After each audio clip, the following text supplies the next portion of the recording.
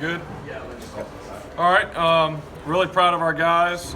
I mean, this was kind of the next test, coming off a physical game against Syracuse last week, and coming out to play a game where maybe we're expected to win big, and to be able to go out there and get off to a fast start was really big. That's something we really challenged the offensive guys.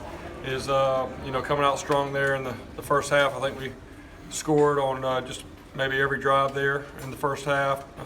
Really good to get a explosive play through the air there on the second play from Trevor to T, and really just kind of get the momentum going. And then just really proud of being able to play as many guys as we did. I think that was really good. It was great to be able to get Trevor out of there and let Chase get some good reps. Thought he did a good job, and it was great to see him throw that touchdown to Joseph Ngata. That was big, and then for Tyson to get in there and get some good experience. And like we say all the time, it's a long season, and so anytime you can play as many guys as we did today, just to add to that depth is a really positive. And it's great. Got really good momentum. Obviously, great morale when you can play 110 guys like that, and we'll get this cleaned up on video and get ready for North Carolina next week. Was the plan all along to just give Trevor 3 series and then see what happens from there? The plan was to go out and get control of the game, and then if we could do that, let Chase get in there and be able to play.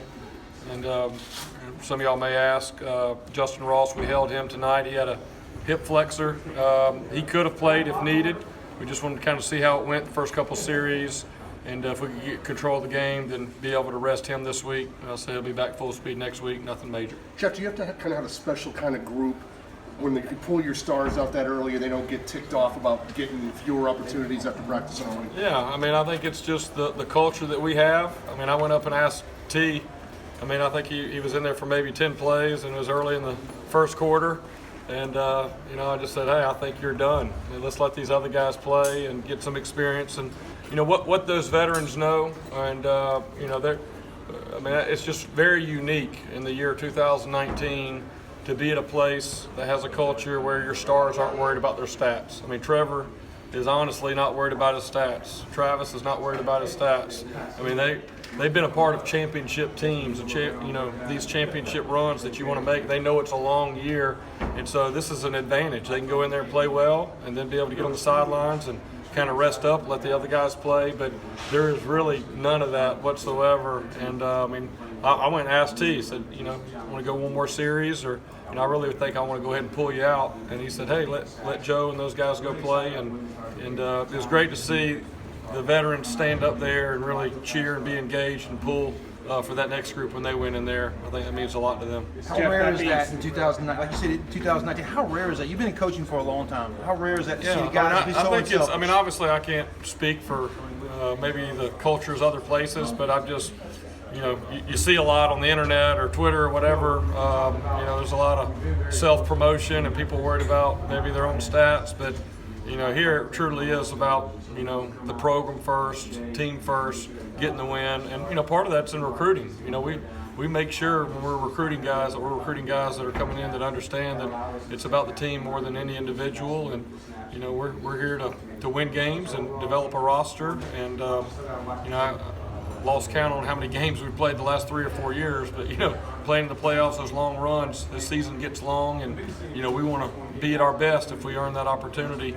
And part of that's developing your roster and rolling a lot of guys. Does it also help in recruiting that guys know they're going to play? Yeah, I mean that is big. And anytime we're recruiting wideouts, obviously the number one thing some of the opposing schools may say is, why do you want to go there? They got a lot of guys, and I counter that and say, well, we play 8 or 9 guys a game, and we're going to have 9 guys on scholarship. So, I think it's pretty good odds you're going to get a chance to play, and I can show them that as well. But, I think when your head coach really supports playing a lot of guys, we played a ton of freshmen already this year. It's great for a guy like Brandon Spector to be able to get in there and get some good reps today, even though he's a guy we're going to try to hold red shirt.